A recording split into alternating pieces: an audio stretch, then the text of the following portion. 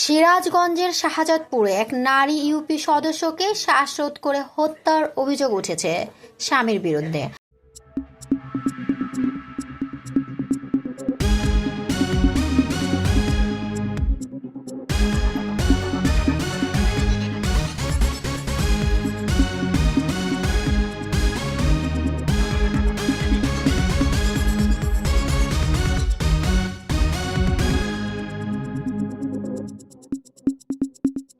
মোহাম্মদ ইসমাইল হোসেন পিয়াল, সিরাজগঞ্জ শাহজাদপুর উপজেলা প্রতিনিধি।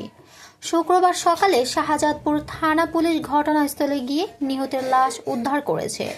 নিহত পিয়ারা খাতুন শাহজাদপুর উপজেলার হাবিবুল্লাহ নগর ইউনিয়নের রতনকান্দি গ্রামের হানিফ সরকারের কন্যা এবং হাবিবুল্লাহ নগর ইউনিয়ন যুবদলের সাবেক সাধারণ সম্পাদক আব্দুল আলিমের দ্বিতীয় স্ত্রী।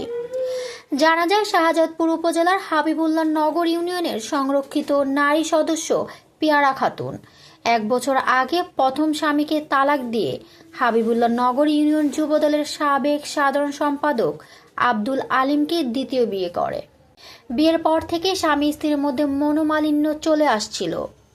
এরই ধারাবাহিকতায় বৃহস্পতিবার গভীর রাতে কোনো এক সময় পিয়ারা খাতুনকে শ্বাসরোধ করে হত্যার পর স্বামী আব্দুল আলিম ও তার পরিবারের লোকজন আত্মগোপনে চলে যায়।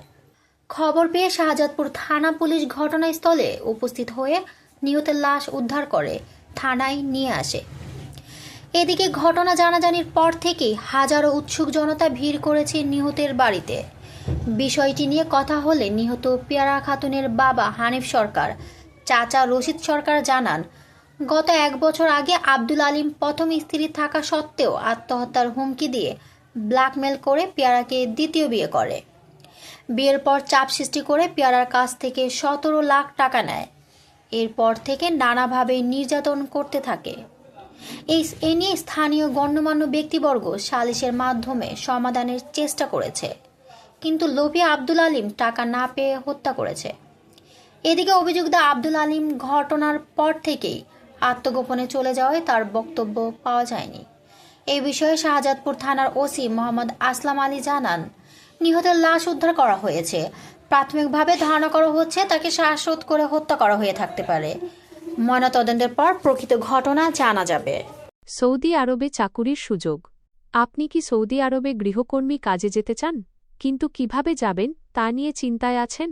বিভিন্ন এজেন্সিগুলো ভিসা দেওয়ার নামে শুধু পাসপোর্ট জমা নেয়, কিন্তু ভিসার কোনো খবর নেই। তাহলে চিন্তা ছাড়ুন, কারণ RBH ট্যুর অ্যান্ড ট্রাভেলস আছে আপনার পাশে।